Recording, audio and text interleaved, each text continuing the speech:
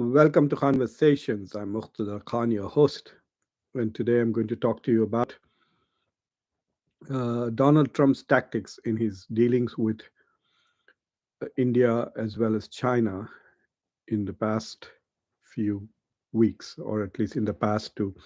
Rishi Kashnia, you are the first. Good morning, G. Aapko bhi good morning. Kaso, new Bollywood star. That's a good suggestion. Thank you very much. All right. So today I'm going to talk to you about how Donald Trump is treating China and how he's treating India with regards to trade and tariffs. So the question that I'm asking for today is this, as simple as that. Is Donald Trump trolling Modi, and is Donald Trump wooing Xi Jinping? So this is the question for the topic. I'm not going to take sides. I'm going to just present evidence to this, and I leave it to you all to put in your comments whether you think Donald Trump is trolling Modi or not. He has made some very provocative social media posts since India's war, you can call it, or India's military adventure with Pakistan began on the night of the 6th and 7th May and ended yesterday. So since then, he has made at least three social media posts which are very, very troubling, each one of them. And they clearly suggest that Donald Trump might be trolling Narendra Modi, or maybe he does not treat India with the same respect as we thought he would. When Donald Trump got elected, there was huge celebrations in India. They thought that this would be a very pro-India administration. There was all the talk about how many Indian Americans were in the administration, how this was not just a pro-India, this was a pro-Hindutva administration. People came on my shows and said that there have been agreements between the Trump administration and India on various issues. And so this is the closest government that we have. The Director of National Intelligence is Tulsi Gabbard, who is not just a practicing Hindu, but also kind of aligned herself with Modi for a long time. And then you have Kash Patel, who is of Gujarati origins.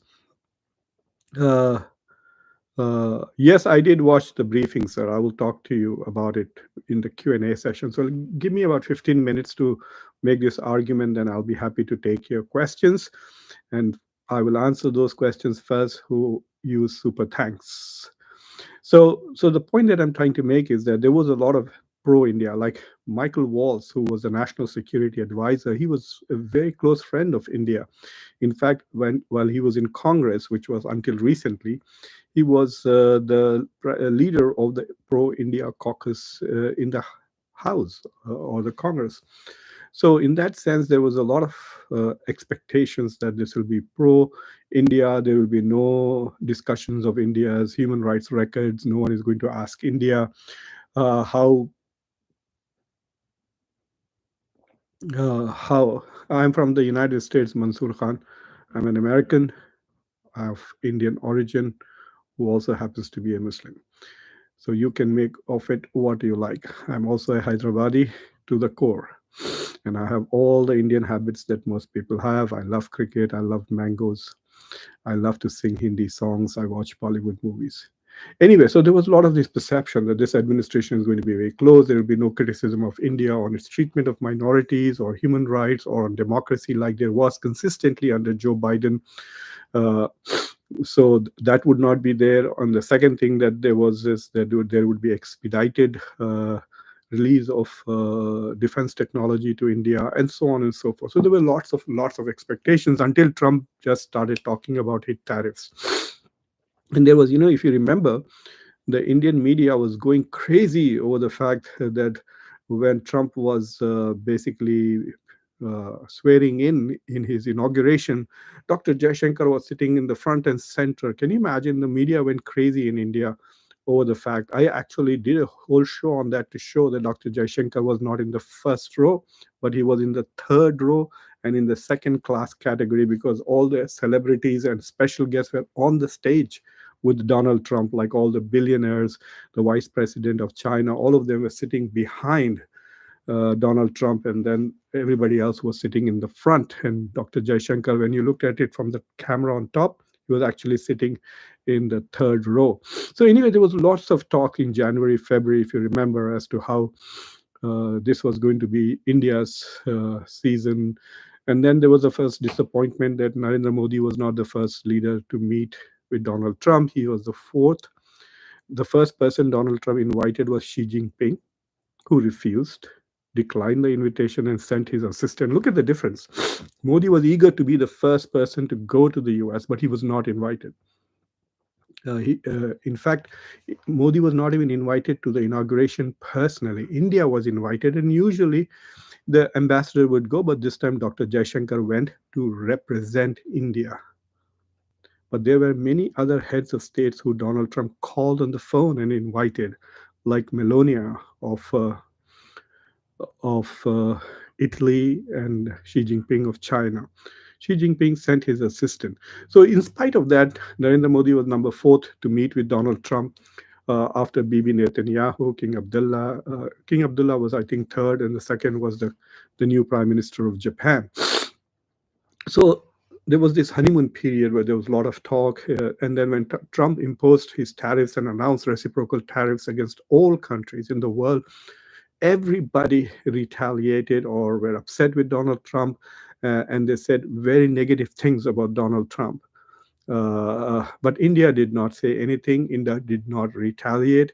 India simply went and said, look, let's negotiate a bilateral trade agreement. And you know what? Even before Narendra Modi came to Washington, D.C. to meet, he dropped tariffs on many of the products. Like, for example, on luxury cars, it used to be 150%. He dropped it to 75% before he came here. So even before Prime Minister Modi came to Washington to meet Narendra Modi, this is in the early days of February, India had already started dropping tariffs. In fact, India has been dropping tariffs even while the negotiations are on. For example, in the last 1 week, India has announced zero for zero tariffs for auto parts. So whatever car parts will be exported from the US to India and India to the US, the tariffs will be zero. At least that is what India has proposed. So India has been continuously reducing tariffs. So the question then arises, why is Donald Trump really not responding to India the way we thought he would? So let me give you an example of how he's treated China. So the first deal, which was supposedly to be with India because India started first, unlike every other country which opposed him and even imposed counter tariffs, there were only two countries which did not reciprocate, which was UK and India. And so the first deal went to United Kingdom. UK is a bigger trading partner than India, no doubt, and UK is also culturally and historically a very close partner of the United States. So, but yet there was so much of propaganda in India that India would be the first country to get trade agreement. In fact, Donald Trump teased India.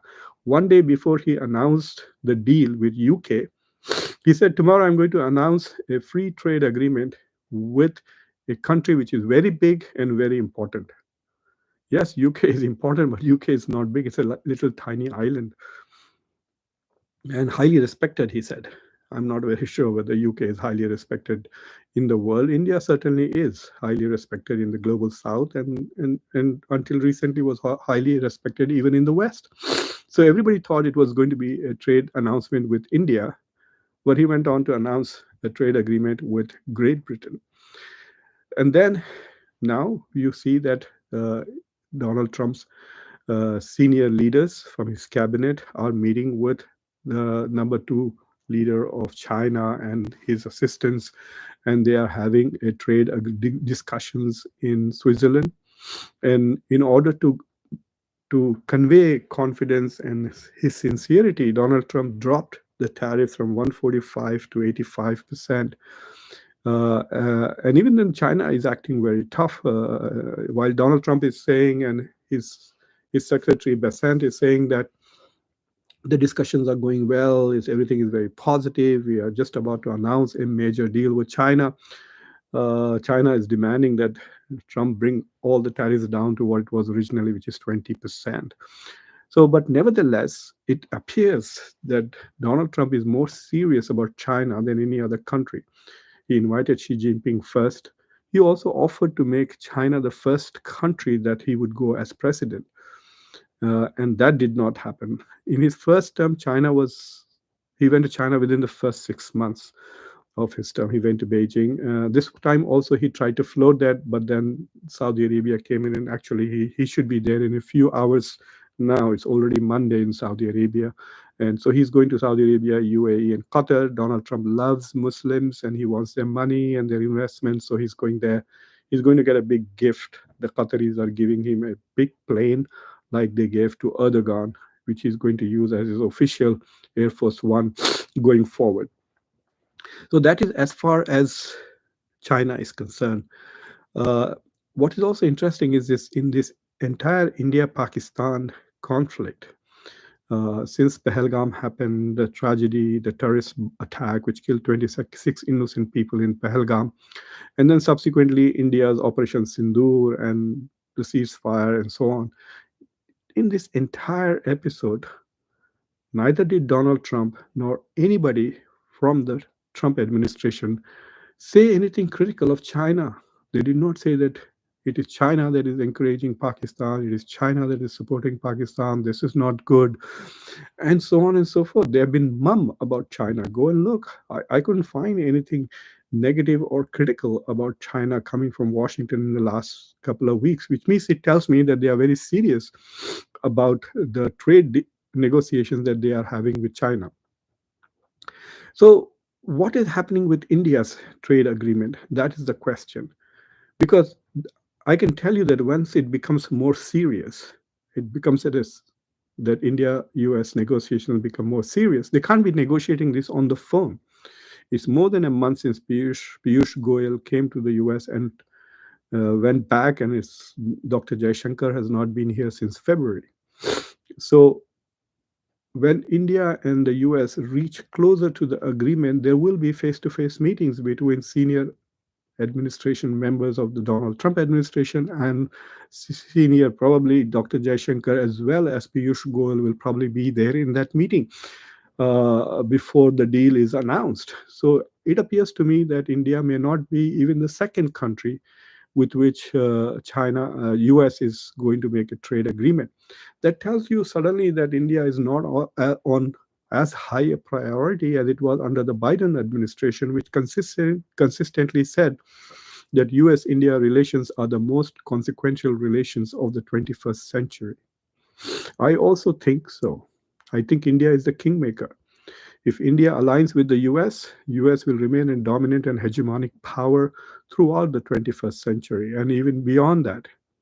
But if India were to become neutral towards China and not align with the US, come to some understanding with China that they don't become competitors and don't become a military threat to each other, then this will be the Asian century, no doubt about it. India and China both will become one and two dominant powers in the world ahead of the US by the end of century. By 2075, India will be the second biggest economy, and China will be biggest economy by 2040 latest.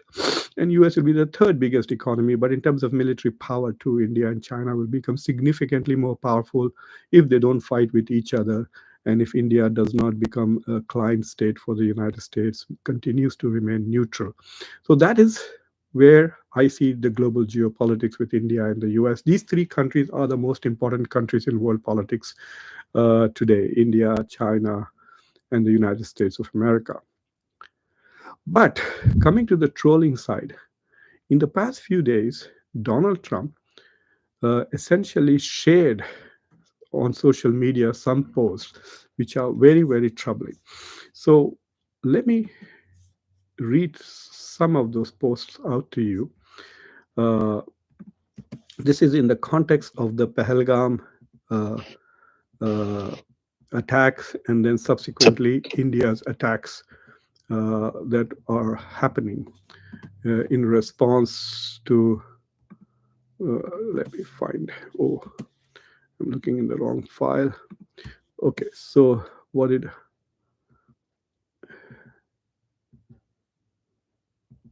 So the first tweet that Donald Trump did was he said, I'm close to Pakistan and I'm close to India and I'm close to Pakistan. I'm close to both the nations.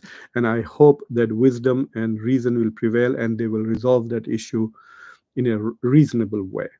That social media post itself was troubling because he put India and China on equal moral statures, which India has been struggling or trying so hard for so long to combat. India thinks there is no moral equivalency between India and Pakistan. India is a democracy. Well, I know they blocked my channel in India. So much for democracy in India. But anyway, India likes to say it is democracy, mother of democracy, and so on. Pakistan is basically a hybrid regime with military dictatorship. India has a much better human rights record than Pakistan. India's treatment of its minorities, while terrible, is still better than Pakistan's treatment of its minorities. India is respected for its pluralism, Pakistan is not. And then Pakistan has a reputation of supporting terrorism in the region. So India should be insulted to be treated on the same level. Tahir Hassan, salam alaikum to you too. To be treated on the same level as Pakistan. So that was the first tweet, social truth post, which should have upset India right away. So when I saw that, I got an impression that is Donald Trump messing with Narendra Modi instead of saying Narendra Modi is my best friend. I respect him like he was saying that in the past during this entire conflict. He did not say that. He did not refer to Prime Minister Modi directly at all.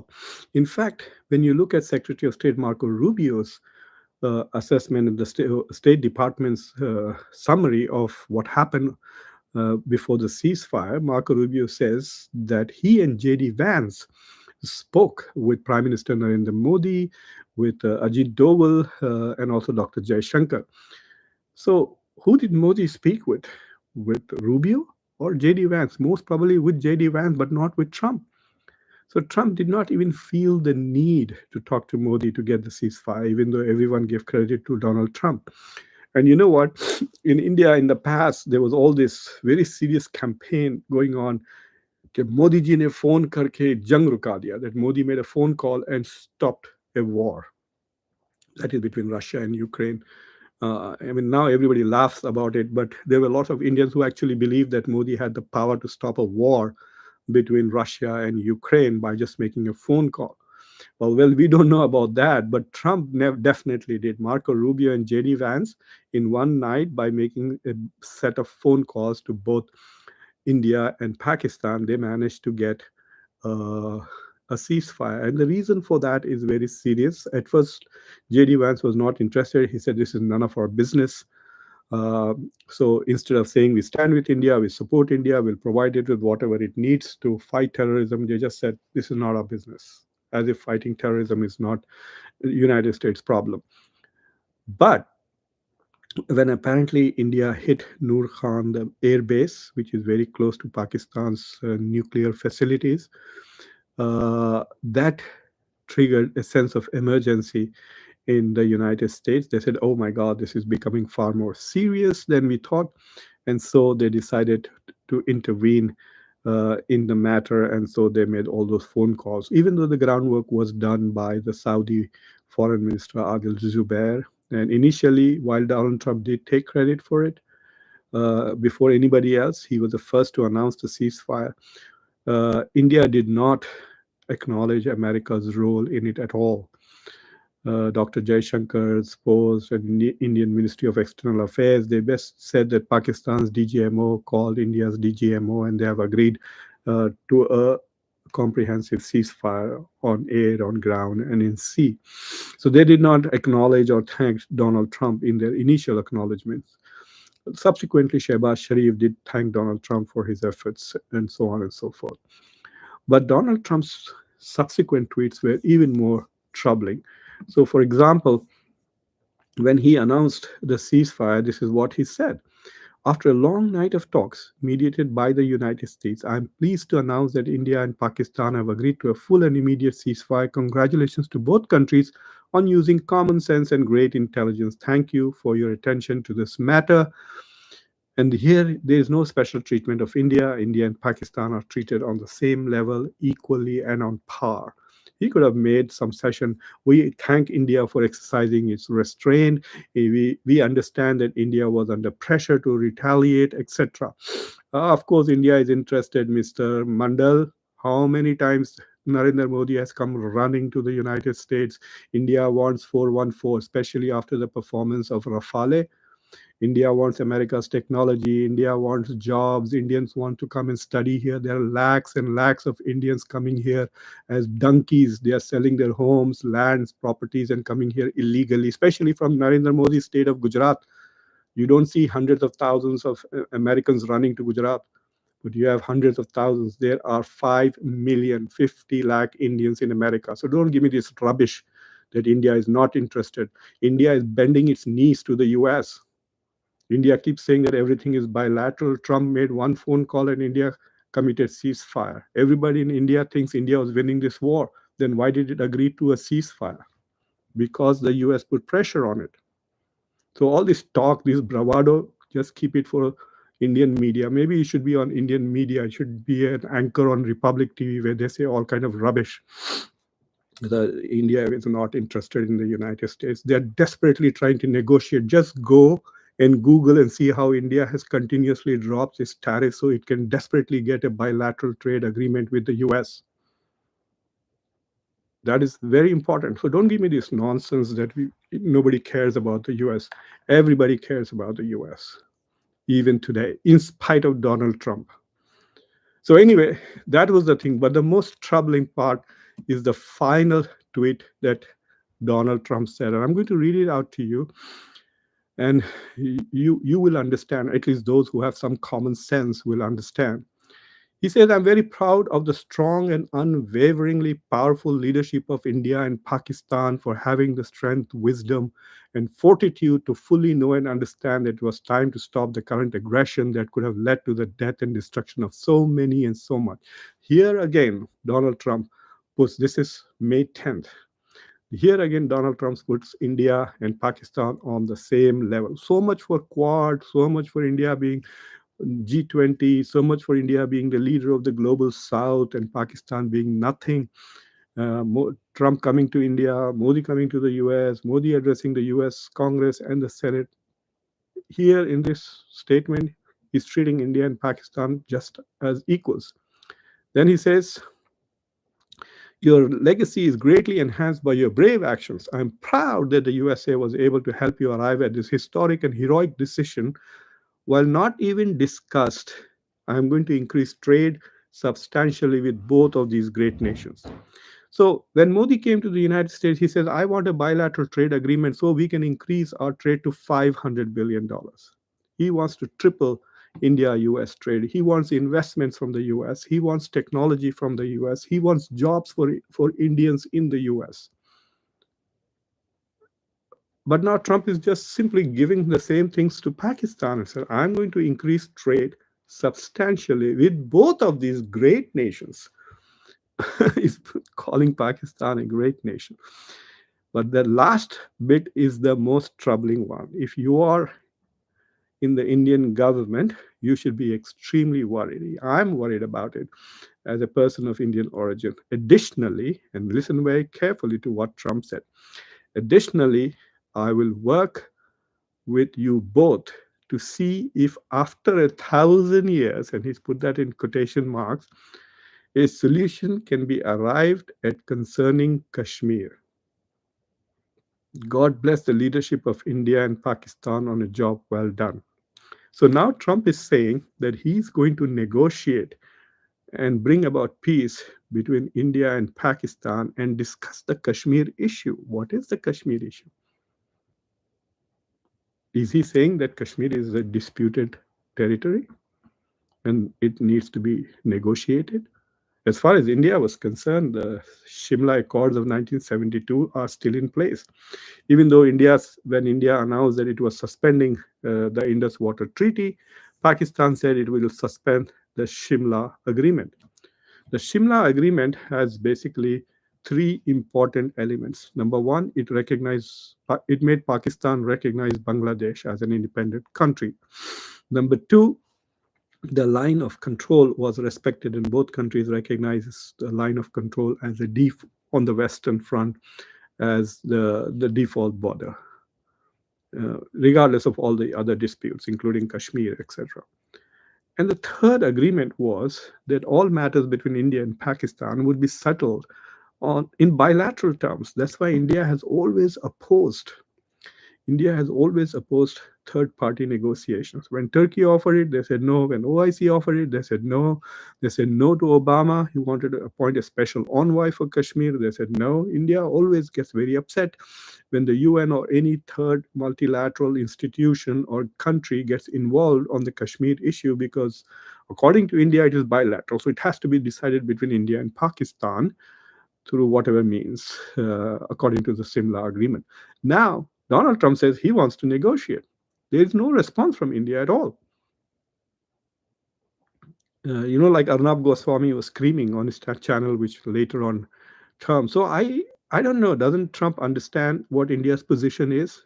If there are so many India-friendly voices in his administration, Tulsi Gabbard, doesn't she know what India's position is on Kashmir? Doesn't Kash Patel know? Didn't Michael Waltz know? Marco Rubio, supposedly a great friend of India, didn't he know? J.D. Vance is the son-in-law of India. Doesn't he know what India's position is? Yet Donald Trump says he wants to talk about Kashmir. If you look at what Secretary of State uh, Marco Rubio's reading in the State Department, in that it says that after the ceasefire, there will be more comprehensive negotiations in broad issues in a neutral country. What are the broad issues? What is there to talk about? India has an objection to Pakistan supporting cross-border terrorism. That has to end. That is why India launched Operation Sindoor against terrorist sites inside Pakistan. So the only negotiation is Pakistan going to guarantee India that there will be no more support for terrorism in India? Period. What else are they going to talk about? What are the other issues that Marco Rubio is talking about? That is troubling again. There, the US is not taking sides with India. On the contrary, the US is taking positions which are antithetical to Indian national interests and Indian policy. So that's the point that I'm trying to make. I can guarantee you nobody on the Indian media even looks at these things so closely as I'm looking. They will not talk about it. If they do, Modi will cancel the channel, will close. They want stupid things to be said on Indian channel. We conquered Karachi, we captured Islamabad. No, nothing like that. When Indian Air Force spokespeople were asked about the Rafale, they said yes, this is war, and in war there are losses. They did not say none of the Rafales crashed, whereas Indians media is saying a lot of things, but none of this media is looking at this situation in a serious. So I'm trying to do a big service to you. Nick Sodhi Saab, thank you very much for coming. And Ismail is also here. I just spoke with Ismail on the phone. Dr. Saab, what do you think will be the future of India and Pakistan? Will sanity ever prepare among South Asians? What's the solution of Kashmir according to you? I don't know, yeah. I really don't know. I went to Kashmir the last time in 1986. I was in engineering second year. We went to the Shalimar Gardens. We were trying to hit on girls. And so we had a cup of tea with me and two of my friends. It was like a date, We were Muslim boys and they were Muslim girls, and they were very shy, but they came and had a cup of tea with us. On the Bundy, the guy who pushes a cart, we bought tea and we had tea. But the thing was, in that discussion, they kept saying, "Tum to Hindustani ho, hum tum pe bharosa kaisa kare?" You are an Indian. How can we trust you? And this was the first time to me that I think of Kashmiris as Indians. And so an Indian person telling me, "You are an Indian," I said, "What do you mean I'm an Indian? You are an Indian too." And she said, "No, I'm a Kashmiri." That was to me very puzzling that at that time, my political consciousness, I was studying in engineering college, so I didn't know much about the political history of it. So I think in order, Sodhi ji, to have some kind of uh, understanding of what we would need a referendum in Kashmir as to what will the Kashmiris want. This is not the referendum that the UN said. We don't ask them by saying, do you want to go to Pakistan, or do you want to become independent, or do you want to stay with India? I'm not talking about that kind of a referendum. I want to talk about what is the mood, like times of, like India Today conducts a mood of the nation survey. I think the Indian government or some responsible media in India conducts a survey around the world, around Kashmir, to see, given the nature of Pakistan's current economic situation, in Pakistan's politics, and more importantly, the way Pakistan has treated its part of the Kashmir, the Pak occupied Kashmir, it's completely underdeveloped. The Kashmir on the Indian side is far more developed. So Indian government has invested more in Kashmir than Pakistani government has done. So I think that if some reality is shown, if there's proper media coverage of POK, then the Kashmiris will definitely not want to join Pakistan. That much I can guarantee you. So the question for India is, do Kashmiris want to stay in India, or do Kashmiris want to uh, become independent? That is the risk. They could say we want to become an independent country. Lots of, I mean, Saudi Arabia, UAE, etc., will just come in and invest billions, and Kashmir could become a very rich country. It could become the Switzerland of the world with all the investment and peace. So I think what India can do is come up with some kind of the previous arrangement, give more cultural autonomy to the Kashmiris, more political autonomy, restore the statehood of Kashmir, and make the Kashmiris feel that we are not trying to change Kashmir. 80,000 people have been brought in, and India is trying to change the demographic composition of Kashmir. It's trying to make Muslims, who are a majority in Kashmir, a minority in Kashmir. So if India pulls stunts like that, Kashmiris are going to feel insecure and against them. So this, I think that we need to really understand what the Kashmiris really want. Right now, their demands are acceptable, which is they want statehood back. I mean, they want things that they lost. They're not asking for independence, but I think some kind of a cultural autonomy and being part of the Indian Union, a kind of an offer that India can also make, not just to Kashmir, but also maybe to Bhutan as well as Nepal, and say, look, you can have your kings, you can have your prime ministers, but just make open borders, become part of India. So it's not just that kind of a federation with Kashmir, but also with Nepal and Bhutan, maybe even Maldives. Maybe Maldives may not want to join, but Bhutan and Nepal, it would be in their interest to become part of India. Anyway, that's, I'm speculating, but my kind of thinking is not something that people will appreciate. Ismail, thank you for your support. That is very generous. Thanks for being the voice of sanity all along in these times of chaos. I try my best. People don't realize this, that you can take you can take somebody out of Hyderabad, but you can't take Hyderabad out of somebody. So even though I've lived in the US for 30 plus years, 33 years now, I am very much a Hyderabadi. Amir Khan, Assalamu alaikum, sir. Amir Khan from Jeddah, mashallah. Next time you go for Umrah, pray for India, pray for us, pray for peace. Outstanding analysis. Thank you. Oh, you have listening to me from BBC. Yes, I've been doing BBC since 1995, 98. Mansoor Khan, you are mentioning again and again terrorism, saying Pak, what about India's involvement of India in terrorist activity, funding TTP? There's not a single camp in India where you have either Pakhtunkhwa terrorist training or Baluchistan training coming here. Show me. Not a single. In Pakistan, you have fundraisers by people like, I don't even want to take their names on my show, Hafiz al Saeed and all of this rubbish. So there's no comparison about Pakistan's support to terrorism and India's support to Balochistan's. It's not the same level at all. There is no comparison at all. Nobody in the world thinks India is supporting terrorism in Pakistan. And until recently, Pakistan was on FATF. So there's no comparison, Mansoor ji. Harish Sharma, sir, only request don't troll India and government of India in Pakistan channel. This is not a Pakistani channel. This is my channel. And The channel that you're talking about, Khamarchima, that I go to sometimes, is because I want to talk on that channel because more Indians watch all the Pakistani channels, whether it is Arzu or Alia Shah or Khamarchima. All the channels, Pakistani channels, are watched by India. I can show you my stats if you like. Or so on the shows that only 8 to 12% Pakistanis watch those channels, and more than 70% are from India. In fact, I stopped going on Arzu's show because all of Arzu's followers are blind bhaks, Modi bhaks.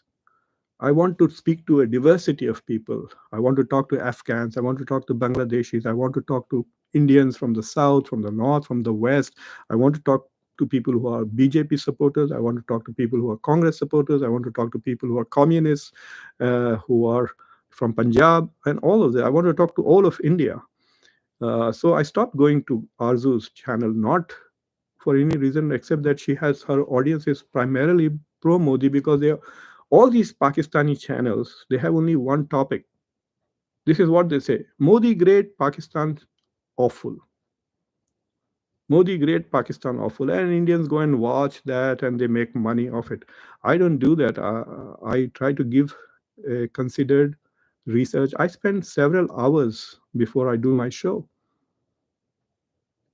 I actually went and read more than 12 newspaper articles about uh, US China trade discussions. I also read about 8 or 10 about India US trade bilateral treaties. I looked at each one of those. I actually have screenshots of all of Trump's shots of his social truth. So I do a lot of research before I come on these shows. I'm not going on Pakistan channels to take a look at those shows. And this is not about making money for me. I don't want to spend money on the channels because I have, alhamdulillah, a good job. I also am the president of a consulting company and also president of a non-profit organization. So I do a lot of things, but this is my service to India. I consider Conversations primarily a service to India and secondly a service to my own country, the US, because sometimes I will do shows which are in the interest of Delaware. Right now, I'm a bit unhappy with the Delaware Democratic Party because of their support for Joe Biden. Once my anger towards Delaware Democrats goes down, I will start doing more and more shows about them. Ashok Sahu Saab, thank you very much. During the war, US Russia did not come to support India. China gave a warning to India not to harm Pakistan. How do you see India, US, India, Russia, India, China? Oh my God, that is so wonderful. I actually, Ashok Sahu, if you go to Frontline Magazine, India, so I did a whole article, 2000 word article in Frontline magazine called India's Grand Strategy, in which I looked at these three triangles: India, Russia, USA, India, China, USA, India, Russia, China. These are all very critical circles. So otherwise, you can also, I did a show also on this. Agar aap, how to search WhatsApp or look at the Frontline magazine, it might be behind the paywall. But if you also look at myacademia.edu page, you will find the whole article. I took screenshots of all the Frontline pages and I posted that. I also posted that in my X account. So, but you are right. But to be fair, Russia did say something that was positive towards India, but Europe and the US and UK, all of them treated India and Pakistan equally during the things. They did criticize terrorism, everybody did, but that's not a big deal. They never talked about Pakistan in connection of terrorism. Like I say, if you ask Al Qaeda, do you condemn terrorism? They'll say, yes, we condemn terrorism because they don't think what they are doing is terrorism. So, so India did not get any support, but China, Wang Yi, when he spoke with Shehbaz Sharif, and then he posted, if you look at the readout of the telephone conversation, in which Wang Yi said very clear that we support Pakistan, we are their all-weather friend, we support Pakistan's security concerns, and we support Pakistan's territorial integrity. That was a response to all this big talk in India about taking back POK. So that was the talk. Rahul Gandhi's 3-year-old speech about how India's policy was bringing China and Pakistan closer. So at least in this conflict, you can say without doubt that China's support for Pakistan was much stronger than US or Russia support for India or even the Quad. Where is Japan? Japan did nothing. Where is Australia? Where is France? And all of these countries, Ashokji, all of these countries voted for Pakistan's $1 billion loan in IMF. France, some people say France is like a state of India. France's veto power is India's veto power. India buys this stupid junky Rafales from them, has been buying all kinds of Mirages, all 20 years of strategic partnership. And France went and voted to Pakistan to get its, at least it could have abstained, because that vote, even if France had abstained, it would have no value, because instead of 26, it was 25-1 with India abstaining. It would have been 26, 24-2 with France also. At least France could have sent a signal to be friendly. Russia did only one thing which looked friendly. Russia issued a statement telling Russia's citizens should not go to Pakistan because there could be danger. So Russia was probably signaling that India is going to do a massive attack on Pakistan. Ashok Sahu, welcome to Khandan family. Thank you very much, Sirji. You are now a member. I really appreciate that. Nick Sodiji, again, sir, referendum will not open a Pandora's box for India. Sikhs, Tamils, Manipur, even majority of Muslim areas in Kerala, UP, etc., will demand a referendum.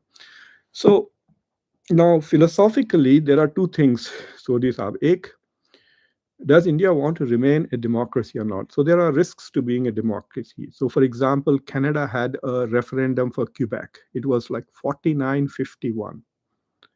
In fact, it was closer than that. It was 50 point something and 49 point something. So by roughly 1.5%, Quebec remained part of Canada, but it could have split away.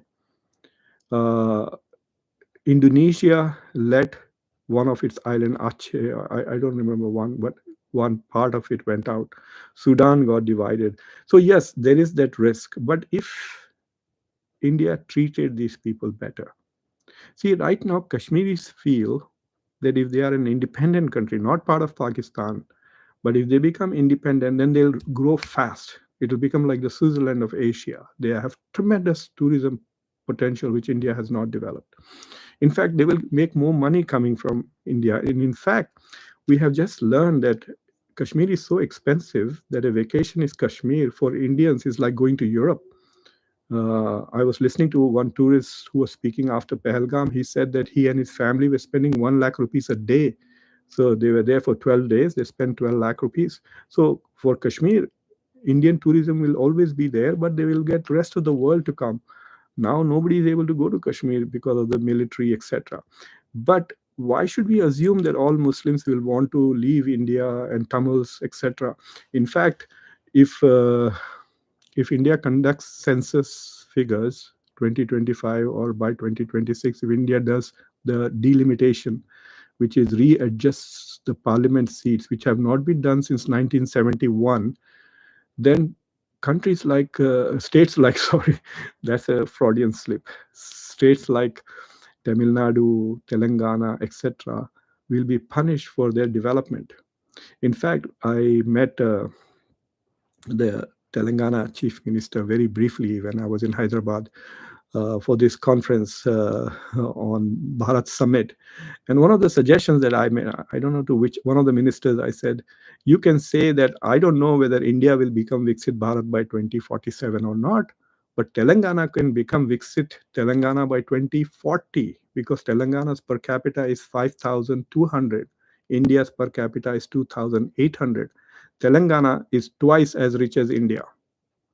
So these states in the south, which are more developed, have less population, will be at a loss. So Tamil Nadu and others who are paying more in taxes and getting less from government funding, more money is going to Bihar and UP and less to Tamil Nadu, which is one of the most developed states along with Telangana. So already there are economic reasons for Indian states to want more autonomy, more freedom.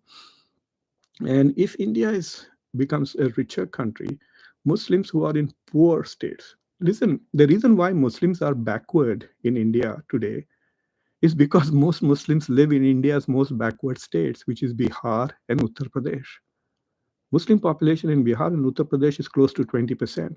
Muslim population in the south, except Kerala, where it is supposed to be about 30%, is only 12%, for example, in Telangana and other places. So Muslims in Uttar Pradesh and Bihar will want to be part of India so that they can benefit from the prosperity of Maharashtra, Haryana, Delhi, Sikkim, Goa, Telangana, Tamil Nadu, etc. So I don't think that they will want to become independent at all. It is just a wrong impression. And during this entire Pahalgam period, this war, please keep in mind that some of the biggest victims of this Pakistan India attack were Muslims and Punjabis. Sikhs and Indians suffered the most in Kashmir and Punjab. Not only that, the border security force person who died was a Muslim. Two Muslim twins who are 12 years old died in the Pakistan's attacks on civilians.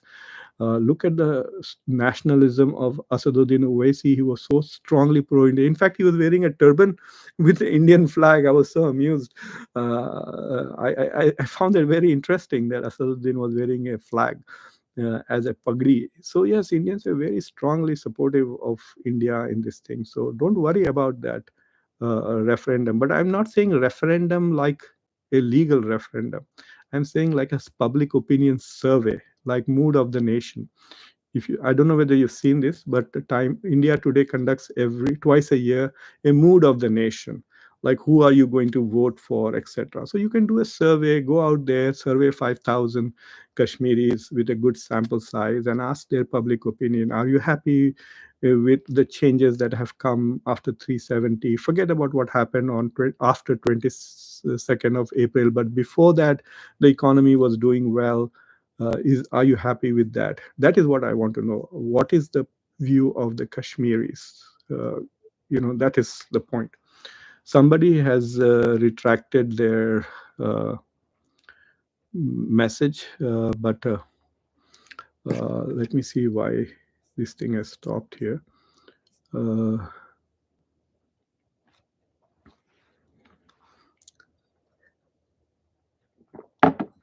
yes, Malik Alamgir.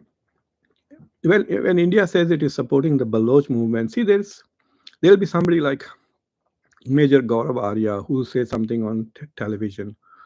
But the Indian government, usually Indian politicians, Indian diplomats, etc., they are very sensible people. You won't hear any stupid comments from them. Occasionally, Dr. Jaishankar does a little bit of showboating, but otherwise, they are very sensible, very restrained in their language. They are very diplomatic in the way that they talk. It's only after retirement that some of them become, I don't know, very television ready because they have nothing else to do.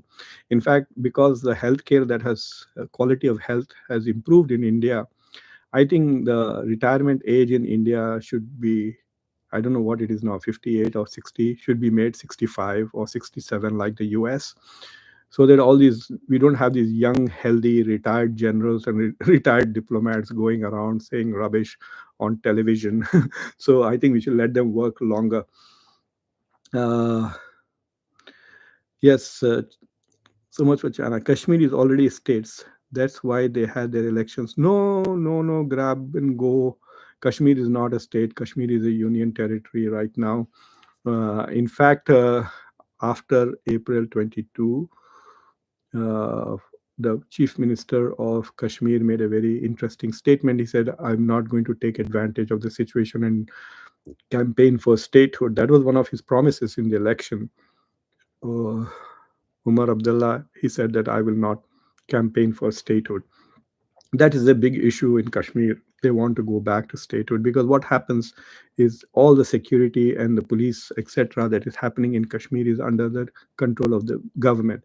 So, if the failure of security and intelligence in Pahalgam is the center's fault because they are responsible for security right now, not the local police. Naveed Akhtar, who won the war? China military complex marketed in real war times. I don't. I won't say that India lost the war. I think Modi chickened out.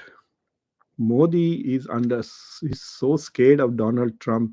His 57-inch becomes 27 inches every time he faces Modi. He he just can't stand up. Sorry, every time he faces Trump, he just can't stand up to Trump like all the other. I mean, the president of Mexico, she was giving tit for tat to Donald Trump. Even Carney came, face to face. The new Canadian Prime Minister was talking tough to Donald Trump, but not Narendra Modi. So this whole decision of India to accept the ceasefire was either an acknowledgement that they think that because of the losses in the air force must be so serious that Modi is worried that he will lose the Bihar election because of this war, or I don't know why he backed off. It was to me very surprising. I kept saying that T20 anybody can win. Even a weak team can quickly, like one guy you drop two catches, he makes 100, and then you've lost to a weaker team. Uh, Zimbabwe used to beat England all the time in one day cricket, etc. But in a test match, you have two innings, so the better team should always win every time. So for India, a longer war would have been far more beneficial to India with its big economy, its big army. India has 800 planes, Pakistan has only 300, and so on and so forth. So India has a numerical advantage. So India would have won a longer if this encounter had lasted longer than say 4 days. So, but I can tell you who won it. India did not lose it. The winner is China. China has got a lot of credit. Chinese technology, whether it is JC-10 or JF-17 or PL-15, the air-to-air missiles. So in this war, the air-to-air combat that took place, in which the Rafale allegedly uh, was defeated, was the longest since World War II. So there's a lot of intelligence and learning for defense design, etc. And Washington is genuinely worried that Chinese technology has now demonstrated that it is superior to Western technology. It did not engage, India did not use any American made weapons. So you could say that when it came to attack on the air level, Pakistan did a better job using Chinese technology than India, which was using French and European technology. India was flying MiGs, Sukhoi from Russia. India was flying Jaguars and Mirages and Rafales. So, so the Chinese technology did well there. The only technology which India's performed well was the defense system, especially the S-400. So basically, as far as America is concerned, in this war, the two countries whose technology looked good was Russia's S-400 and China's PL-15 and their fighter planes. So for India, for America, who sees these two as a problem, uh, that should be worrisome in that sense. So this war is going to be a source of worry. But you must also see, ask yourself seriously. Look, you may think I am biased and all is fine. You ask yourself whether you're pro India, pro Modi, whatever. I'm pro India. I'm not pro Modi. And I've always said that. I'm pro India, not pro Modi. If Modi does something good, I will always praise him. When he became the lead president of G20, I really appraised him. Go and look at my videos. When Dr. Jaishankar said some great things, I always praised him. I reviewed both of his books uh, in English and Hindi. So they're different reviews. So I do my job. So I'm pro India, but I'm not pro Modi. I'm not pro BJP. I'm not pro Hindutva. I believe in India as a secular democracy. So, but let me tell you this also that as a result of this, there are some things to worry about. And one thing to worry about is that the international community did not stand with India as India would have expected it to. So India did not get the kind of support from any of its so-called friends. That should be very worrying to India, in spite of all the diplomacy that India does. So all this talk, India, we are the leader of the global South. We are going to host two committee meetings of the global South. Great. Where was the global South in the last 4 days? The OIC statement was very anti-India, very pro-Pakistan. And OIC is a subset of the global South. The global south is about 140 countries, of which 57 are all members of OIC. So about 40% of the global south is OIC, and they did not stand with India. So how is India the leader of the global south? That is another worrisome. Yes, Turkey came out and supported. Russia, I think, sent some weapons, car 007, James Bond. Uh, yes, I think India, because the drones that India used were made in Bangalore but designed by the Israelis. So they did use Israeli technology in the drones, especially the ones that attacked the Lahore radar systems, air defense systems.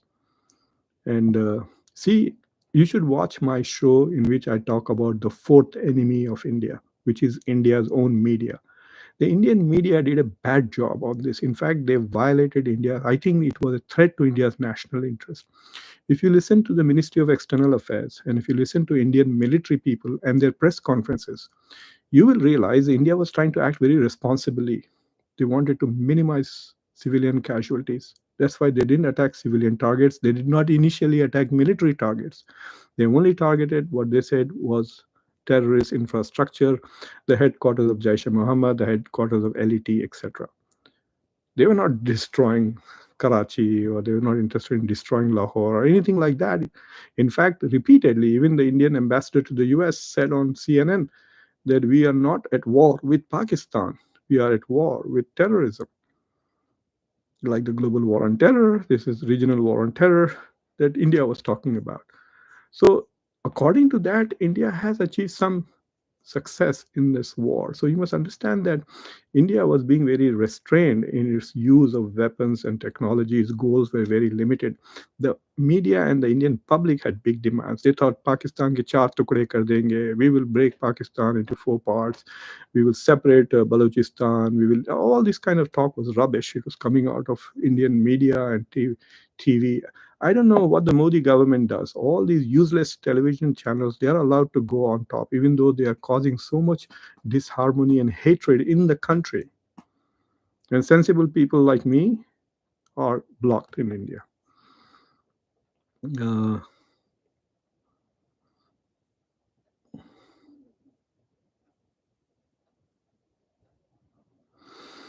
I don't know world peace. What do you mean, Turkey and Pakistan?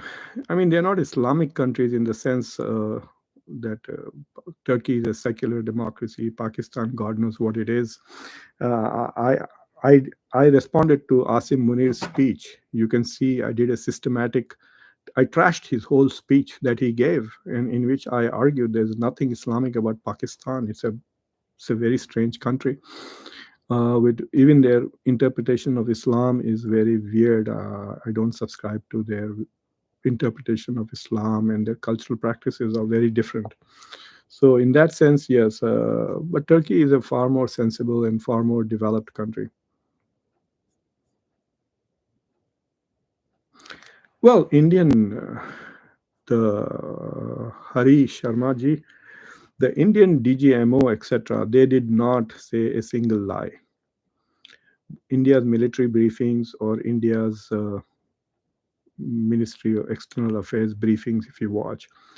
Misri, my God, he was such a dignified guy. I'm so upset and so angry that people are trolling him and abusing him and his family. This is what the Hindu nationalists do. They come here and say horrible things. I keep blocking them.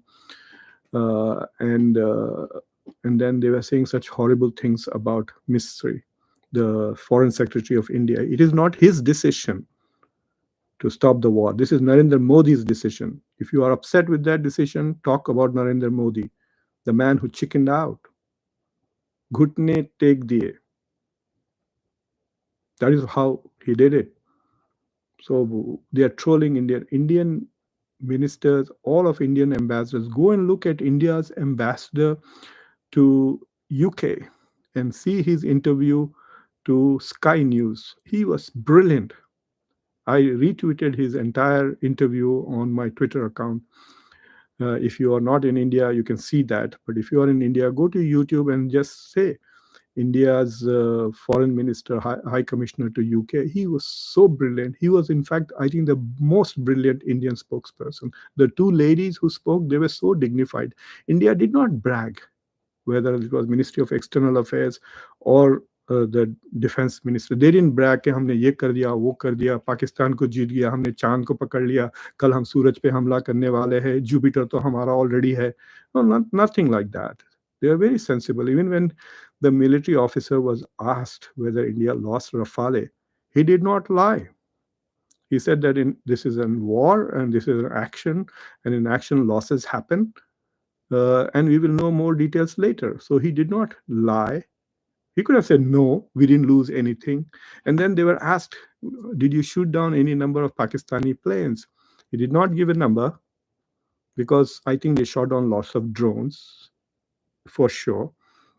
And then when one lady asked him that, did you destroy any fourth generation aircraft? He did not even answer that question. So you can say that they're not answering questions. But unlike the Pakistani leadership, oh my God, they are like Indian media. The Pakistani government officials are like Arnab Goswami, and they're like, हमने साथ गिरा दिए and God knows what. हमने सबक सिखा दिया and all. I mean, they were definitely exaggerating. They're playing to their own. Uh, I mean, you can see from the quality that Indian bureaucrats and Indian military people are very sophisticated, very well educated people, unlike most of the Pakistani government people.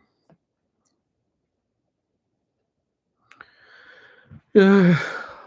Aero trip, yeah, possibly, yes. I mean, obviously, they're not going to use S-400s on everything. S-400 was used on ballistic missiles, and I think for Pakistani aircraft, which actually apparently Indian aircraft never violated Pakistani airspace, but apparently Pakistani aircrafts have violated Indian airspace, and I think it was at that time that the S-400 perhaps was used.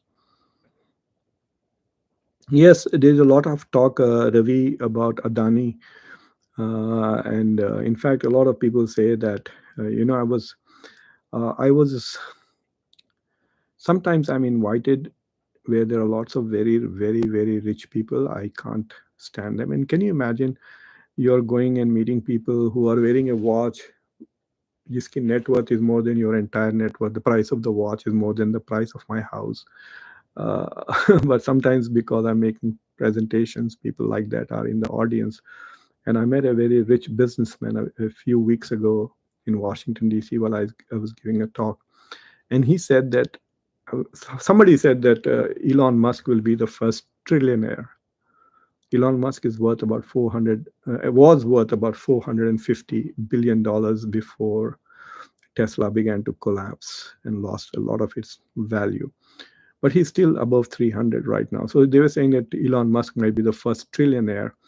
And then this guy said something very interesting. He said, all this data is wrong. There are already probably 2 or 3 trillionaires in the Middle East. Probably MBS is already a trillionaire. We don't know about his wealth.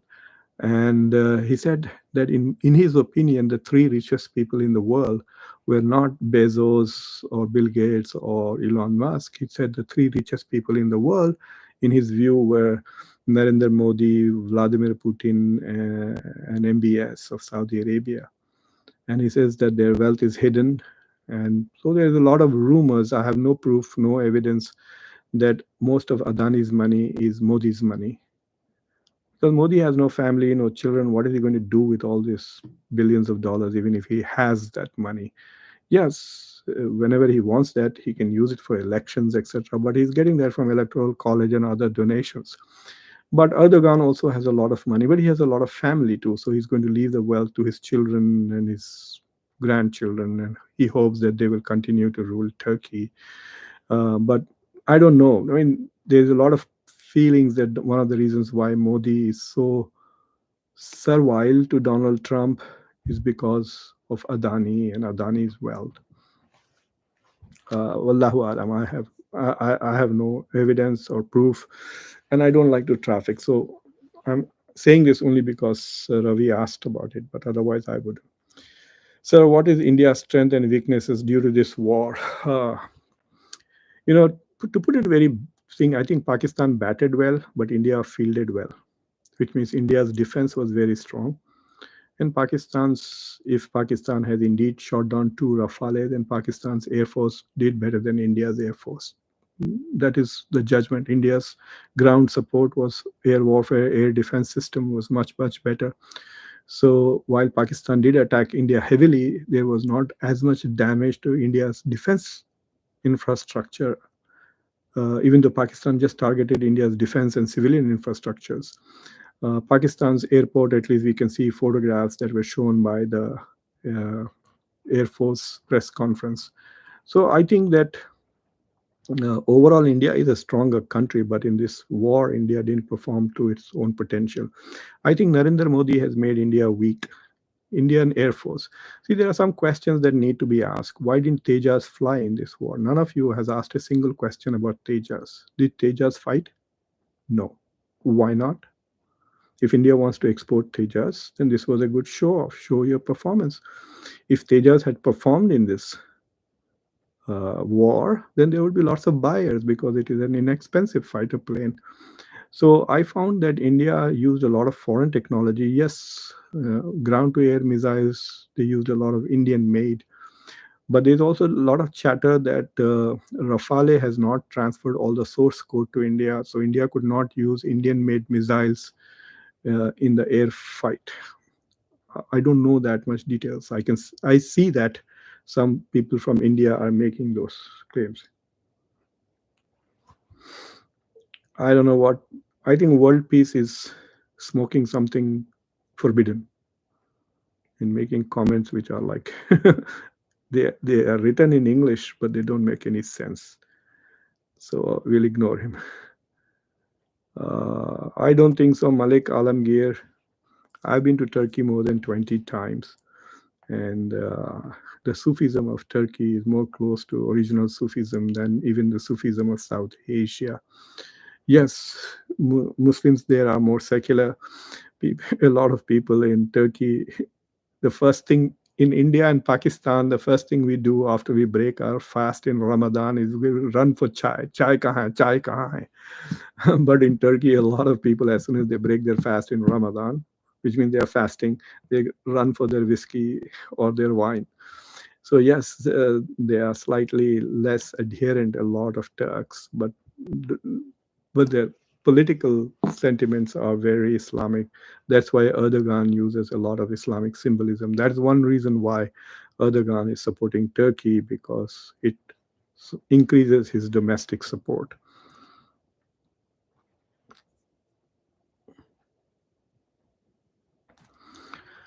Anuj, I don't know if you are a bit more specific, then I can, Anuj Bhadoria, if you're more specific, then I can say what you're talking about.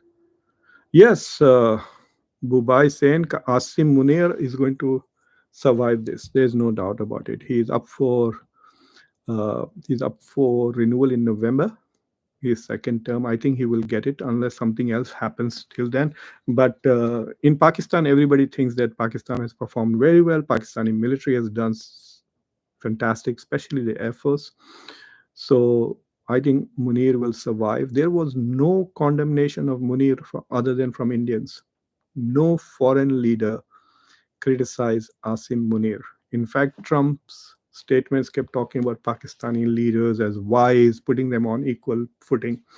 Trump treated Asif Munir and Shehbaz Sharif and Narendra Modi on the same level. They did not talk to any Indian general. Have you noticed that? They talked to three people.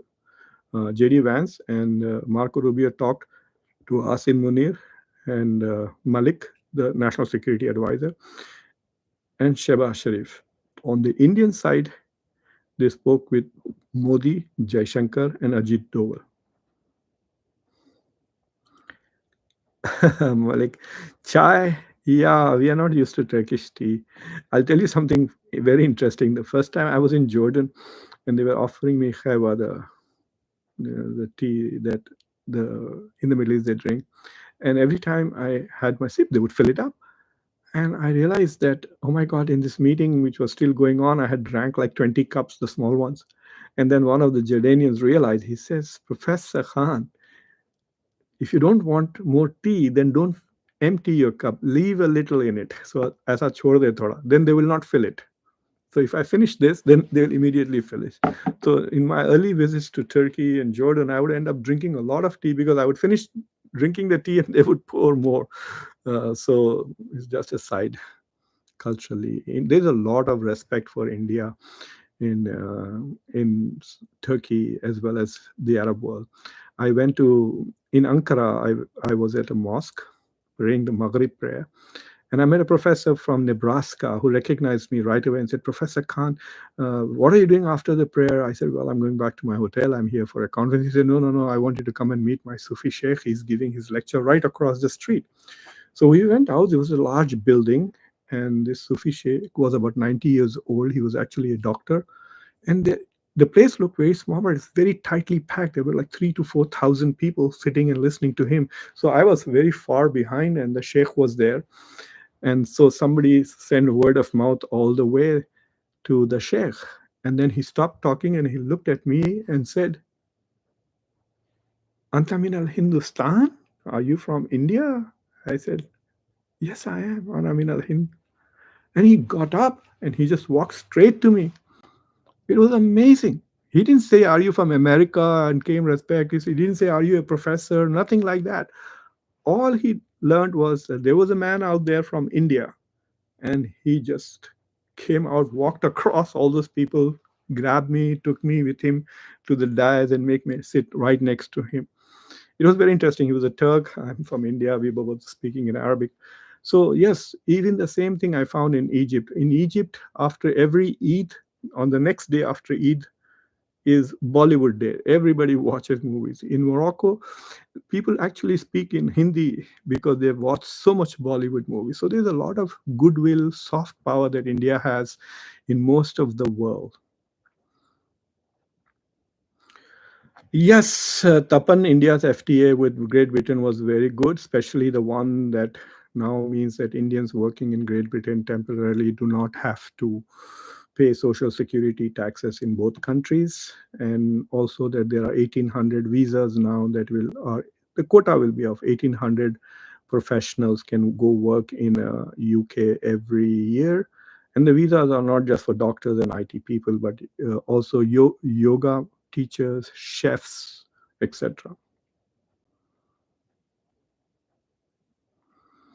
World peace, I think you should go and sleep. I don't know what you're saying. What rubbish is this? I don't know. Don't read all this WhatsApp stuff. All right. If there are no more questions, then I will take a pause. Uh, is there any pressing question that anyone wants to ask? Uh, okay. All right.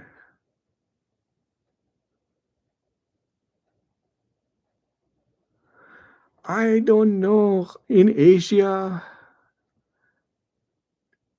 I don't know. Pakistan's Air Force has always been reasonably good.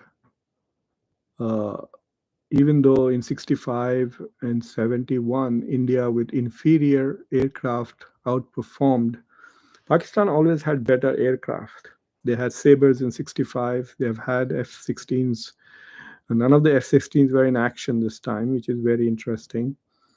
Partly because the US had given Pakistan F 16s on the condition that they be used only for counterterrorism and not against India. So they didn't use any F-16s this time, even though somebody in India tried to claim that an F-16 was shot down. There's also still a lot of talk, and the Indian Air Chief, all the Air Force people who were doing the press conference, when they were asked about it, they didn't deny it. They said, "We will know in a few more days more details about whether India was able to shoot down any JFs." And there are lots of talk that India shot down 2 JF-17s and 1 F-16. So we will know that later.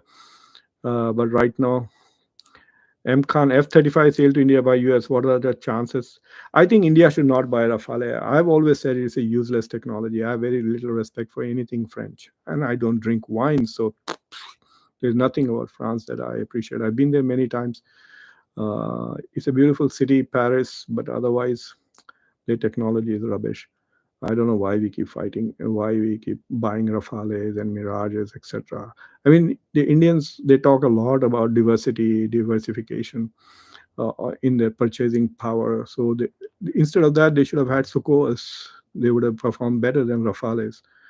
And so I hope India doesn't buy. Instead of that, they should go buy used F-16s. They will do better than Rafales, in my opinion. F-35 is a very expensive deal. And so India is hesitant to buy F-35s, which are very, very expensive. So India should buy F-22s if they can. Even the used ones of F-22, in my opinion, is the best strike air fighter that is out there. Better than that.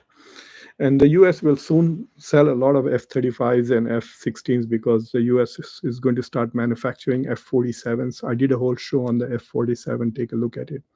The concept of air warfare is going to change with F-47.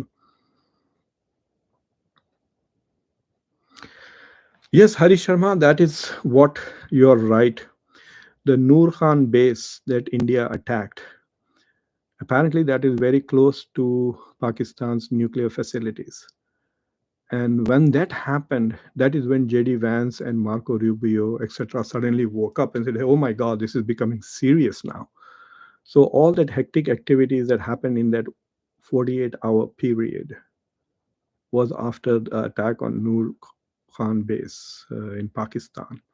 So the US, which was saying that this is none of our business, was now suddenly saying it is our business because this could go nuclear. And so there is a lot of truth, I think, to that, because otherwise it's very difficult to explain why India accepted the ceasefire uh, at this juncture. And I don't know. So the example that I give is, imagine India's test team playing a cricket match, 3-day cricket match against Baroda's Ranji Trophy team, and then after 2 days, Baroda says, "Oh, let's offer a draw," and Indian cricket team takes it. Why would you take a two after 2 days accept draw with Baroda? If you're India, you want to beat them, right? You want to prove your superiority. So if a team can't beat Baroda, how is it going to beat Australia? So that's my analogy. If India can't beat Pakistan, how is it going to face up China, which is the bigger threat to India now than Pakistan? So so India accepting the ceasefire, it only means that Trump had leverage over Pakistan. He could have stopped the IMF loan to Pakistan. That would have put a lot of pressure on Pakistan. So the Pakistanis agreed to the ceasefire under that pressure. But what was the pressure that Trump had over India? India talks a lot about strategic autonomy. How was Trump able to sacrifice India's strategic autonomy? And the answer is maybe the free trade agreement. Or Trump either promised to make it sweeter, or Trump has some kind of leverage over India too. Otherwise, it doesn't make sense. Unless India lost 5 planes in the fight, and Modi was afraid that if he keeps losing planes like this, the next Rafale would be Bihar. He would lose Bihar. Remember, Modi did not go to Pahalgam. Modi did not go and talk to the family members of the victims. He went and campaigned in Bihar. All these Modi bhaks, they talk about other people's nationality. They come and tell me, you are not national enough, you are not pro India enough. But they never ask serious questions to Modi. Why didn't he ever go to Manipur? Indians are dying there. Indians died in Pahalgam. Why didn't Modi go? Rahul Gandhi went immediately. In fact, Rahul Gandhi was supposed to come to the Bharat Summit in Hyderabad. He was at Brown University in the US. In fact, the day Rahul Gandhi flew from, I think, Boston to India, the same day I flew from Philadelphia to Hyderabad. And then he went to Pahalgam first. Immediately, straight as soon as he came from the US, he went to Pahalgam. Modi cut his trip short to Saudi Arabia but did not go to Pahalgam. So I don't know what is going on with Modi. He's more worried about winning local elections than actually doing something for Indian citizens. People don't ask serious questions. Has Agniveer project weakened Indian army? Has India's decisions on Air Force, made Indian Air Force weaker. If you remember, go back and Google and search. India's Air Chief Marshal was complaining as to how there are so much delays on getting new fighter planes. India is short of at least 200 to 300 fighter jets. Tapan Mandal, uh, I don't know. No one, why international media printing anything which is said by Pakistani military and not printing much about Indians strikes. You're getting confused. Everything that Indian military has said, the Western media, international media has published. And they say this is what Pakistani ministry is saying. This is what Indian ministry is saying. I think Anuj Bhadoria's question is, why is Western media not saying what stupid idiots like Arnab Goswami are saying? That is your question, right? Go back and look at it. Do a test for the next 5 minutes. Once we finish also, go to Google and ask. In fact, go to Chat GPT and ask, summarize all statements recorded by New York Times, Le Monde, Washington Post, the Telegraph about statements made by Indian military and Ministry of External Affairs. And they will give you a summary with links to those articles, and you will see that everything that Indian ministry government has said, they have published. What they have not published is what idiots like Arnab Goswami and stupid politicians keep saying. Nobody is demeaning Indian armed forces. How am I demeaning Indian armed forces? By calling Arnab Goswami an idiot? You're getting confused. Arnab Goswami is a reporter, an owner of a channel. He's not Indian military. I have a lot of respect for Indian military. My father served for 20 years in the MES, Military Engineering Services. A lot of my wife's family served in the Indian military too. So don't tell me that.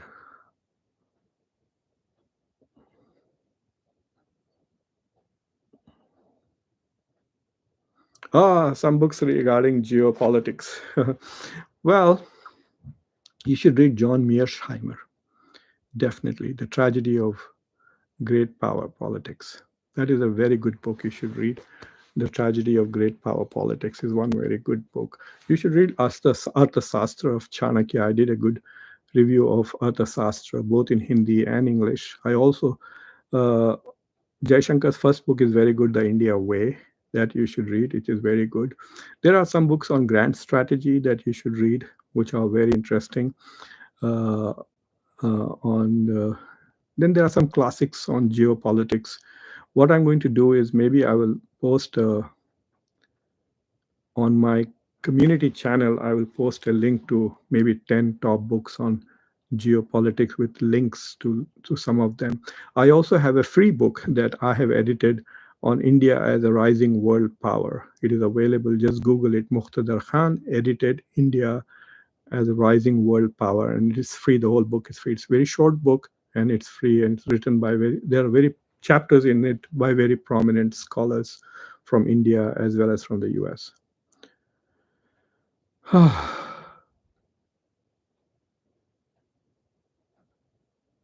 Oh, our India has been weakened by Agniveer. Remember all the stupid projects they were coming up with? 4 years of training, 4 years of working in the military, then going away. I forgot what the Agnipat or something it was. And there were lots of protests in Bihar. Then they stopped. Even go and look at what the Indian Air Chief Marshal is saying. That India has not bought. He's complaining about lack of fighter planes for India. You know, Indian Air Chief Marshal complains about delays in new jets for Indian Air Force. Let me see if I can pull it up. Yeah, Indian Air Force chief hits out at HAL. Confidence has nosedive. This is, and then Indian Express, February 13, 2025. Air Chief Marshal AP Singh concerns with HAL over Tejas. From delivery delays to lack of mission mode, Air Chief Marshal AP Singh's concern with HAL over Tejas. He's complained, Air Chief Marshal AP Singh has complained repeatedly about the delays. Indian plane maker promises faster delivery in February. This is all just not confident of HAL, says Indian Air Force Chief. So if you go back and just Google this, what does, what is his name? AP Singh say about Indian Air Force shortage of planes? And these are decisions made by the Modi government, unless you think somebody else like Adani is making decisions about Indian Air Force, etc. You have to go and ask yourself, why are they not making uh, these decisions? All right, I will take two more questions. Okay, in the next 1 hour, I will be posting an interview with a retired diplomat, Dr. Ketan Shukla, who's actually a medical doctor who joined the Indian Foreign Service. And I asked him a lot of similar questions about India's military performance, India's diplomatic performance, has India's image suffered as a result of this, etc. He has some very interesting answers, and you can see that. What's the future of Indo-Pak diplomatic relations? Next 2 3 years, it's going to be tough. In fact, people don't know this, but in 2024, India Pakistan's trade had crossed $1 billion, about $1.3 billion. So that has also stopped. So India's economic relations, India Pak. In fact, they are saying that India will not play cricket at all with Pakistan, even in multilateral tournaments. So India's cricketing relations are down, diplomatic relations are down, economic relations are down. And even though the ceasefire is there, the ceasefire is only military ceasefire, not diplomatic, which means Dr. Jaishankar will be talking about Pakistan all the time and putting pressure diplomatically. But they chickened out at IMF with all his big talk. India's performance at IMF was terrible. They got no support, zero support, and they abstained. So I don't know what's happened to this government. Suddenly, like I said, 57-inch looks like 27-inch now. Anyway, last question. Who is Abbasi? I'm not any bhakt. Do you do I look like anybody's bhakt to you? Modern education tak. I'm an independent thinker, boss. I am not. Let me tell you something.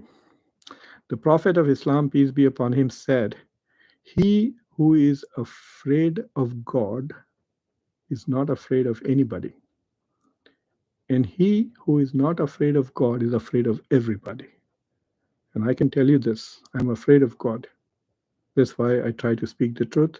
I try to stand on justice, and I'm not afraid. Look at me and look at my shows, how critical I am of Donald Trump.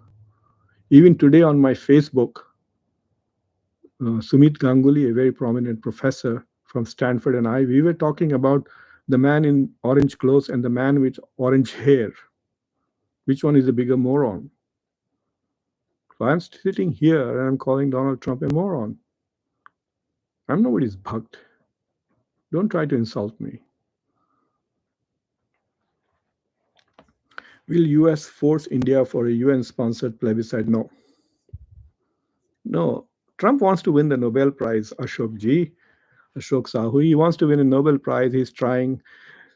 In fact, we will know in the next 24 hours. I think Donald Trump might do something which is going to shock Americans. Either he's going to, there are rumors that he might say something very strongly pro-Palestinian, or he might give Saudi Arabia a nuclear program, peaceful program.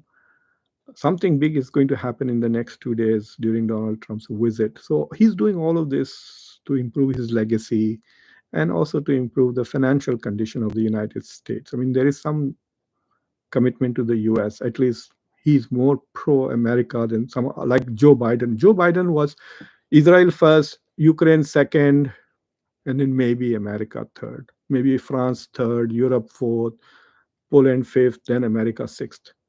But not Trump. Trump is America first. There's no doubt about it, even though some people in the administration are Israel firsters.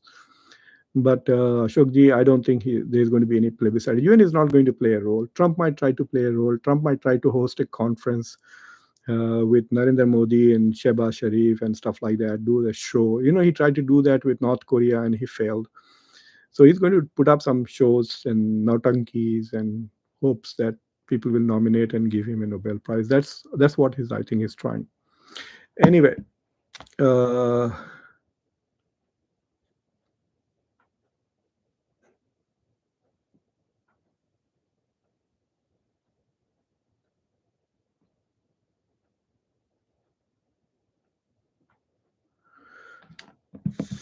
all right. So thank you very much, everybody, for watching Conversations. During this moment of crisis, I'm trying to do 2 shows a day live, which means that tomorrow I have some early morning appointments with students. So I may come live at 9:30 p.m. your time, which will be about 12 o'clock my time. And then I will come back again day after tomorrow early in the morning. So every 12 hours you can see me. Please subscribe to Conversations if you have not already done so. Like this video and also share this link or tell your friends about Conversations. And I took more questions from you today than Narendra Modi took from the press in India in the last 10 years. Take care on that thought. Namaste. Bye. Good night.